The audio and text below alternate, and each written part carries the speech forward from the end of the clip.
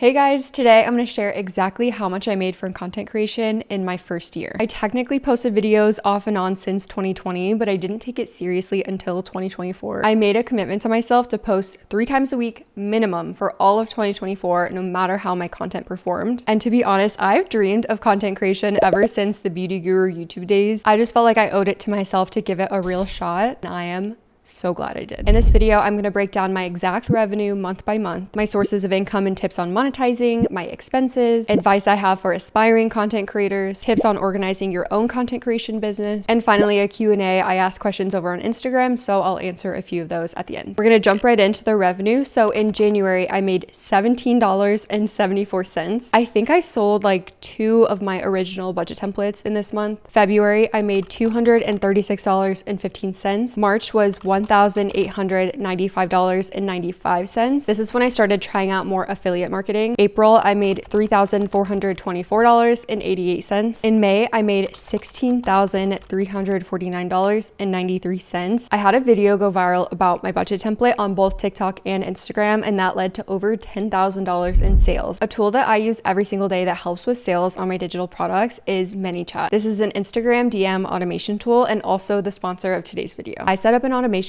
so whenever someone comments budget on one of my Instagram videos, they will automatically get a DM with a link to my budget template, all the information they need to know, and a discount code. This helps convert interest into sales because no one has to go through a million different links to find your digital product. They get it sent directly to them and they can make a decision in that moment. There will be people who are genuinely interested in your product and will benefit from it, but they'll scroll and forget about it 2 seconds later. Being able to have your product waiting for them in their inbox is so valuable. ManyChat also announced a new follow to DM feature. This was announced at ManyChat's virtual Instagram summit. The follow to DM feature will automatically send a direct message to someone after they follow your Instagram account. I think this is so cool. I just started using it to introduce people to who I am, what my mission is, and provide them with easy access to all of my tools. This isn't a place to sell product. It's more of a place to build trust and community and let people know who you are without having to go through 400 different videos. If you want to try ManyChat Pro for free for 30 days, you can use the link in the description box below and use code MAC25. Now back to revenue. In June, I made $12,815.47. That viral video was still getting a lot of traction, and I made an additional $8,000 from sales on my budget template. And this month is when I got my first brand deal for $500. July, I made $7,335.36. My main source of income again was my budget template, and this is also when I signed to my agency to handle all of my brand deals. I was never really good at brand deals or pitching myself, so it was nice to have that part handed off to another party. And between working my 9 to 5 and creating content and digital products, I just honestly didn't have time. August, I made $4,162.40. September was $4,276.17. October, I made $6,557.98. November was $15,386.11. My first big brand payouts happened this month. After signing with an agency, I went from having $500 brand deals to $3,500 brand deals basically overnight, and most brands pay out 30 to 90 days after you post the video. So most of the money I made this month was actually done months and months ago. And then December was my highest income month all year at $30,548.39. I actually landed a huge UGC deal and was paid over $10,000 this month for 2 videos. And on top of that, I made $15,000 from my digital products. Personal finance sales are definitely seasonal. The new year, obviously people are looking to make a difference in their finances, so they're more likely to purchase something like a budget template. That brings my total income for the year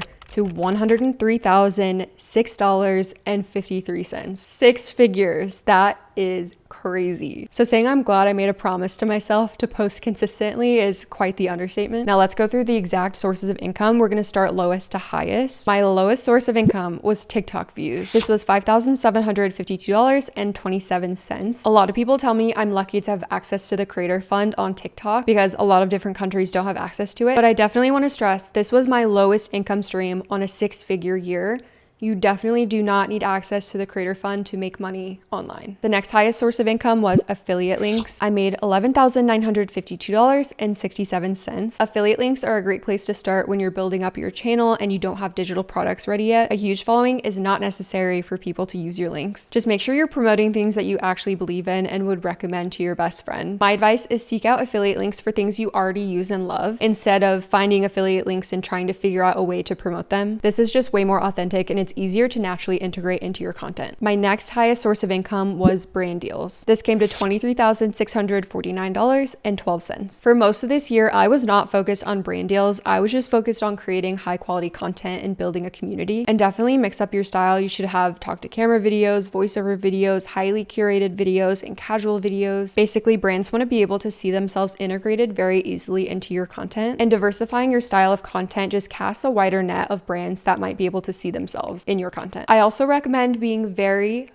picky when it comes to brand deals. And honestly, even if I love the product, sometimes I will still say no if the budget isn't there, because I don't want to overwhelm my audience with a bunch of brand deals. I want to take less brand deals and do it for more money. Ideally, that's what we all want, right? And my highest income stream by far was digital products. This made me $61,652.47. I spent probably 40 hours creating my first version of my budget template. Creating digital products feels like a lot of work with no reward when you're starting out, but I think having a product ready to go that you are passionate about is so important, even before you have an audience. And my best advice for digital products is don't let perfect be the enemy of good. Get an MVP out there, a first initial version of your product, as fast as you can. Obviously, still put out something that you're proud of, but you don't have to have every single feature you're dreaming of in your digital product all at once. You can always add updates later and give the new version for free to people who have already purchased. And you get the benefit of having it in people's hands, and they can give you suggestions and feedback to make it even better. And I really think there's so many opportunities for digital products in any niche. Like if you're in the travel niche, you can create travel itineraries for every city you've been to, and doing vlogs is just marketing for your travel itinerary. So your content is really just built-in marketing for your digital product. If you love organization, you can sell digital planners or Notion templates. If you love art and design, you can sell phone wallpapers or digital files for people to print. If you love fashion, you could create an ebook about how to find your style or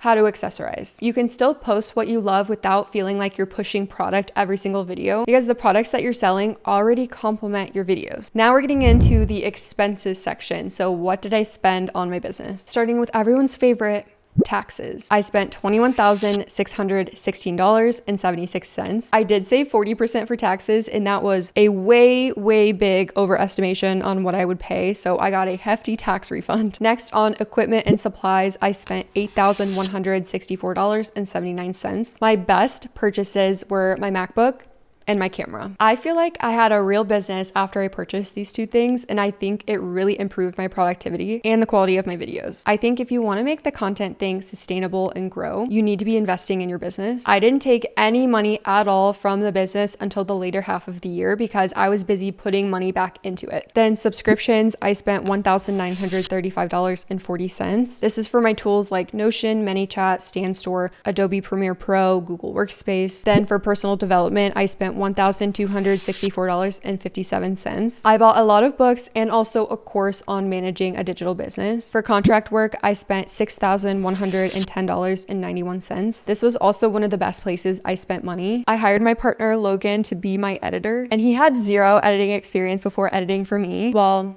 besides this video.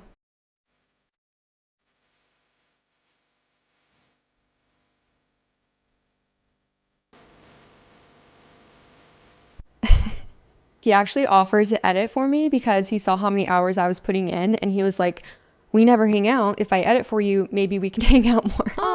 That didn't really work because now we're both working more than ever, but at least we're working together. Then donations, I spent $1,599.99. I really love giving back, and actually most of my donations were from my personal bank account, so this is the only thing from my business bank account. That makes my total expenses for the year $40,692.42. I could have kept a lot more money to myself if I didn't spend so much, but honestly, I don't think I would have made as much if I didn't invest back into the business. So I have zero regrets over my spending. Now for some advice for aspiring content creators. Number one, treat it like a business. Create systems, set a schedule, stay consistent, and we'll talk more about organizing your business in the next section. Number two, create metrics for success that you can control. You can't control how many views you get, how many likes you get, how many people buy your product, how many people click your link, but you can control how many times you post every single week. You can control creating a digital product every quarter. You can control cross-posting to other social media platforms. You can control taking a course on editing or storytelling. It's really easy to get discouraged when you have so many external external factors and metrics running around. Focus on the things that you can control. Number 3, post what you are passionate about. I get so many questions from people asking how I come up with ideas. And honestly, I just love personal finance and policy, and I have more ideas than I have time to create. And that is a very good problem to have. But if you still need help with ideas, I do have some actionable advice, and that is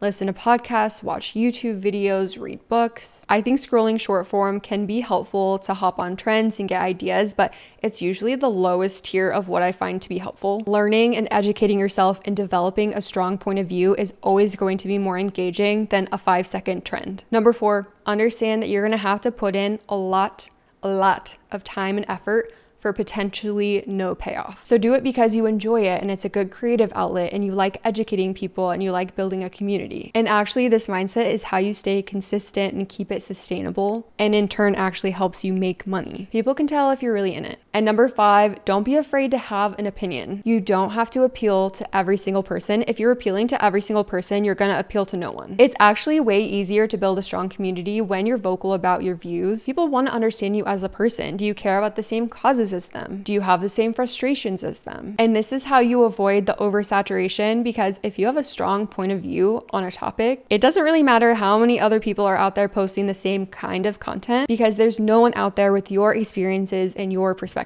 Now let's hop into some tips on organizing your business. I'm personally a project manager and major type A. I love having a process and a system for everything. I truly think this is my superpower. So I have 5 tips here on organizing your business if you either want to be a content creator or you already are one, but you struggle with organization. Number 1, you need a content calendar. I use Notion and it rules my entire life. I usually plan out my videos 2 to 4 weeks in advance, and this is where I brain dump all of my different ideas. Every single time I get an idea, even if I think it's kind of stupid, I will just note it down in my Notion template. So this means I have hundreds of video ideas just waiting for me. So if I do go through those moments where I'm like, I genuinely have no idea what to post, I have so many different thought starters for me to be able to get inspiration. Number 2 is track your brand deals. I like to track when the deal is made, the brand, the status, what my deliverables are, when it will be posted, and the amount. You should also keep posting details handy, like what hashtags need to be on the screen or in the caption, what link you need to add to your bio, and your payment terms so you can make sure you're paid on time. Is it net 30, net 60, net 90? I would say more brands than not do not pay on time. So if you can write a late fee into your contract, highly recommend. Number 3, track your business goals. What do you want to accomplish this year? I really think you need these goals visible. You need to write them down. I also keep all of my goals in Notion, and this is where I break down all of the different little tasks that it will take for me to accomplish that goal. And I do have my content planner Notion template available in the description box. Number 4, you need a system for editing. Whether you edit by yourself or you have an editor, this will make your life so much easier. If you film and edit on your phone, each video should have its own album to keep things organized. I personally edit everything on my computer, so every single video has its own folder.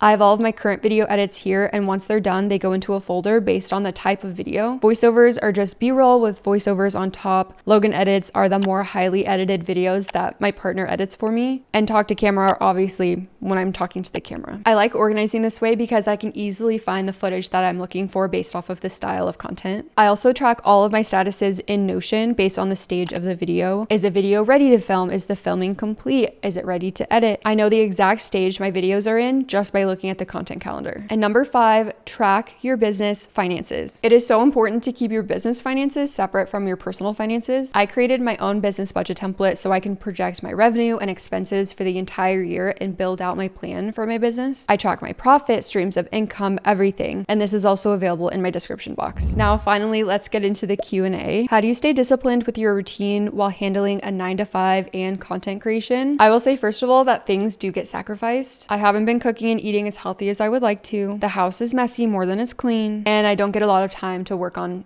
my other hobbies that I enjoy. But one of my goals is to create more balance for myself. Things that have helped a lot is staying so organized and ahead of my content. I've definitely developed all of my systems over time and trial and error. At the start of every week, I create a daily checklist of every single thing that I have to do for the whole week. That way I don't have to think about what I have to do. I know what I have to do and I just have to execute. But I definitely make sure that the tasks I set for myself are realistic and I work around my schedule and my energy levels. I definitely don't force myself to do things if I'm not feeling it. Like, I know if I have 6 hours of meetings at work on a certain day, I'm not going to have any energy left for content. So I plan my week around that, knowing that in advance. I do really believe in working around your energy levels and motivation instead of focusing solely on discipline. Being disciplined sounds really nice, but it's not always realistic. There are definitely a lot of days where I just don't have it in me to do any extra work and I don't make myself feel bad about it. The difference is though that when I have one of those days, I make sure to make up for it in future days. Some days I'm going to be able to crank out an entire week's worth of work in a single day. And then there's other days where I do literally nothing and just lay on the couch. How long does it take you to create a video? I don't create videos start to finish. I like to do my work in batches. So there will be an entire day where all I do is script, and then the next day all I do is film, and the next day all I do is edit. I think this works really well when you have limited time and you're juggling a lot of different responsibilities, because I know when I have a busy day at work,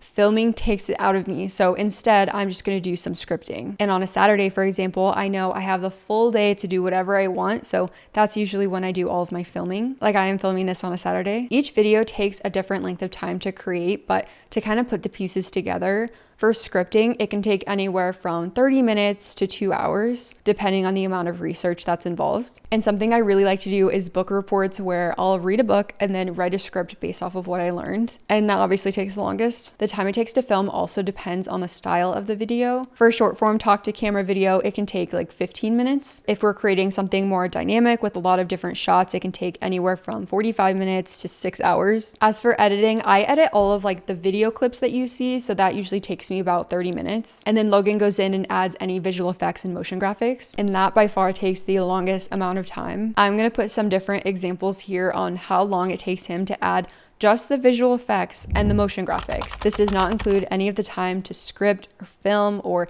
edit the actual video portion, just the visual effects on top. All in all, on average, it can take around 2 to 30 hours to create a video. I also had so many questions about taxes and how I handle them. I think taxes freak out basically all of us. I already mentioned this first year I set aside 40% for taxes, which was way too much. So instead this year I'm planning to save around 25% for taxes. I do also have a business emergency fund. So if I undersave, I will just use that money to pay for taxes. So that's why I'm not really worried about undersaving for taxes this year. But for tax projections and tracking, I use my business budget template. And I also recently hired a bookkeeping service. I do have that as a backup to make sure that I'm actually compliant with the state and the federal government, and they're going to handle filing all of my business taxes. But that is everything for my entire first year of content creation. Let me know if you guys have any questions. Thank you so much for watching, and make sure to subscribe so I can see you in the next one.